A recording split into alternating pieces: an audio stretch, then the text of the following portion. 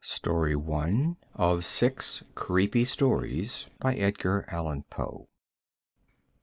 The Telltale Heart. True, nervous, very, very dreadfully nervous I had been and am. But why will you say that I am mad? The disease had sharpened my senses, not destroyed, not dulled them. Above all was the sense of hearing acute. I heard all things in the heaven and in the earth. I heard many things in hell. How, then, am I mad? Hearken, and observe how healthily, how calmly I can tell you the whole story. It is impossible to say how first the idea entered my brain, but once conceived it haunted me day and night.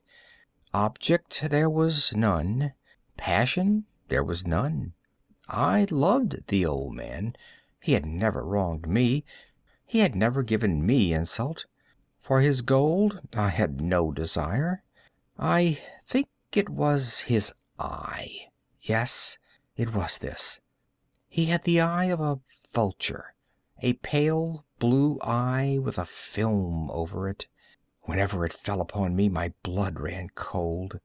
And so, by degrees, very gradually, I made up my mind to take the life of the old man and thus rid myself of the eye forever. Now, this is the point. You fancy me mad. Madmen know nothing, but you should have seen me. You should have seen how wisely I proceeded, with what caution, with what foresight, with what dissimulation I went to work. I was never kinder to the old man than during the whole week before I killed him. And every night about midnight I turned the latch of his door and opened it, oh, so gently. And then, when I had made an opening sufficient for my head, I put in a dark lantern, all closed, that no light shone out. And then I thrust in my head. Oh, you would have laughed to see how cunningly I thrust it in. I moved it slowly, very, very slowly, so that I might not disturb the old man's sleep. It took me an hour to place my whole head within the opening so far that I could see him as he lay upon his bed. Ha! Would a madman have been so wise as this? And then, when my head was well in the room, I undid the lantern cautiously. Oh, so cautiously. Cautiously, for the hinges creaked. I undid it just so much that a single thin ray fell upon the vulture-eye. And I did this for 7 long nights, every night, just at midnight. But I found the eye always closed, and so it was impossible to do the work.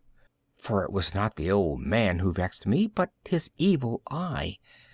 And every morning, when the day broke, I went boldly into the chamber and spoke courageously to him, calling him by name in a hearty tone, and inquiring how he had passed the night.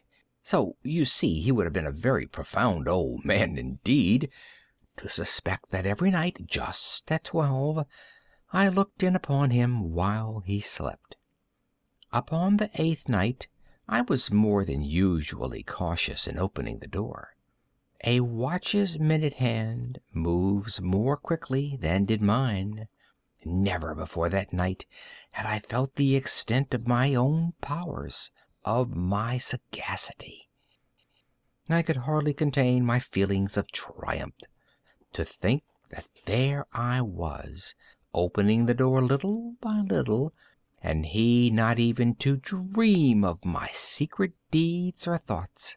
I fairly chuckled at the idea, and perhaps he heard me, for he moved on the bed suddenly, as if startled.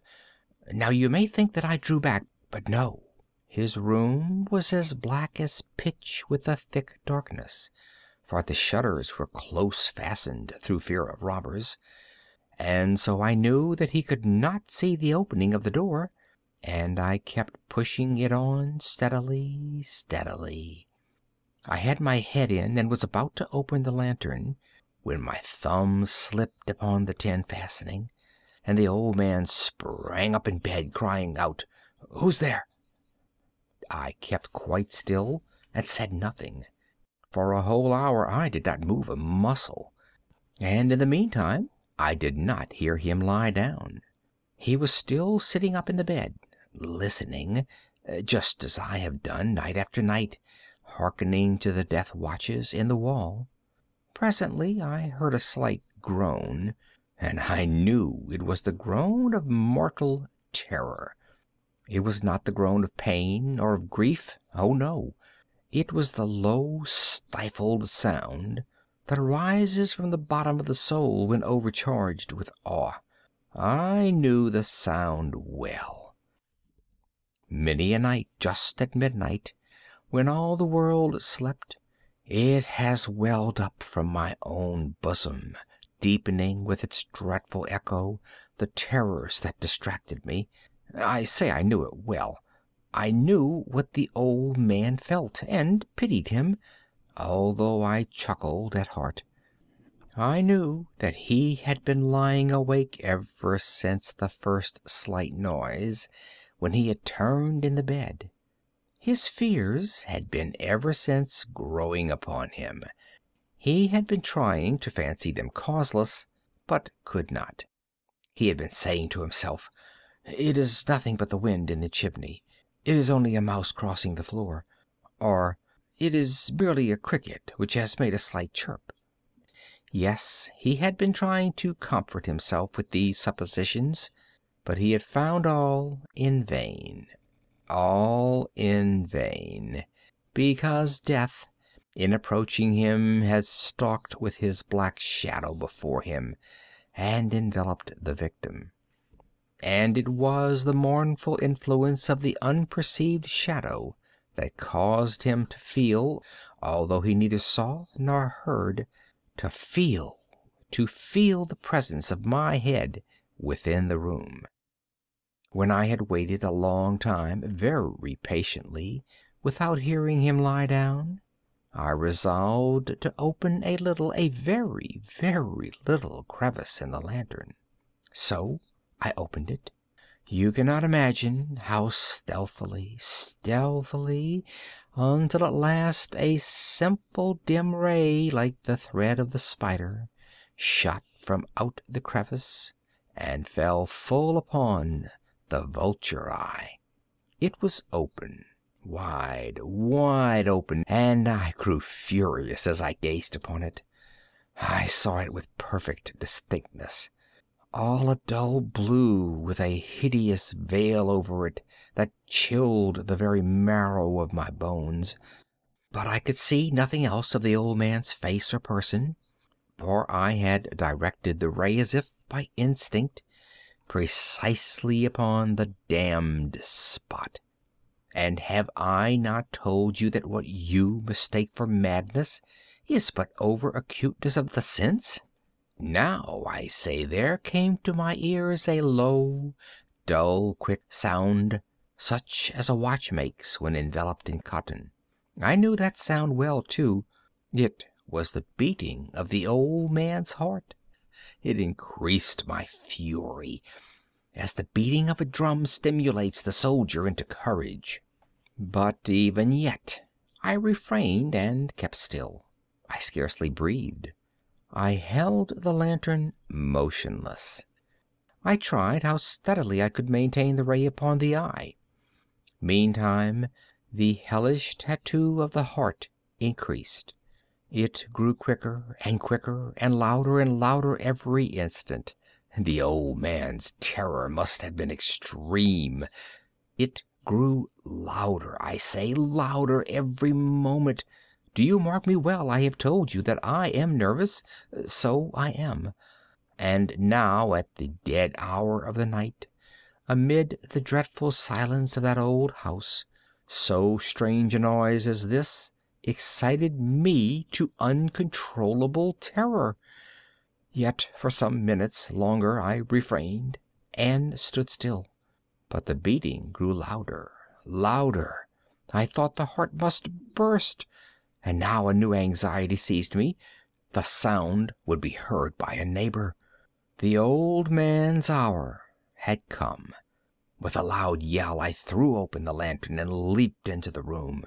He shrieked once, only once. In an instant, I dragged him to the floor and pulled the heavy bed over him. I then smiled gaily to find the deed so far done. But for many minutes the heart beat on with a muffled sound. This, however, did not vex me. It could not be heard through the wall. At length it ceased. The old man was dead. I removed the bed and examined the corpse. Yes, he was stone dead. I placed my hand upon the heart and held it there many minutes. There was no pulsation.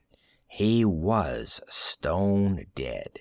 His eye would trouble me no more. If you still think me mad, you will think so no longer when I describe the wise precautions I took for the concealment of the body.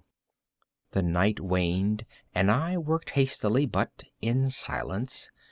First of all, I dismembered the corpse. I cut off the head and the arms and the legs. I then took up 3 planks from the flooring of the chamber, and deposited all between the scantlings. I then replaced the boards so cleverly, so cunningly, that no human eye, not even his, could have detected anything wrong. There was nothing to wash out, no stain of any kind, no blood spot whatever. I had been too wary for that. A tub had caught all. Ha ha! When I had made an end of these labors, it was 4 o'clock, still dark as midnight. As the bell sounded the hour, there came a knocking at the street door. I went down to open it with a light heart, for what had I now to fear? There entered 3 men, who introduced themselves with perfect suavity as officers of the police. A shriek had been heard by a neighbor during the night. Suspicion of foul play had been aroused. Information had been lodged at the police office, and they, the officers, had been deputed to search the premises. I smiled, for what had I to fear? I bade the gentlemen welcome. The shriek, I said, was my own in a dream. The old man I mentioned was absent in the country. I took my visitors all over the house. I bade them search well. I led them at length to his chamber. I showed them his treasures, secure, undisturbed.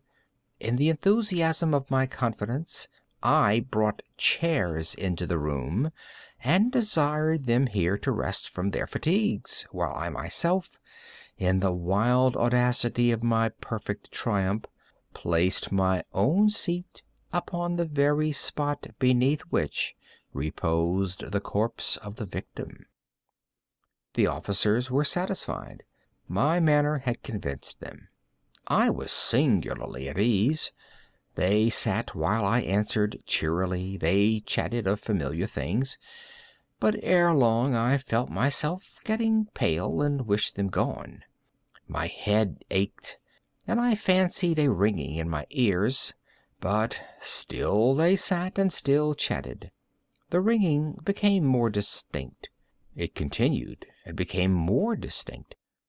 I talked more freely to get rid of the feeling, but it continued and gained definiteness, until at length I found that the noise was not within my ears.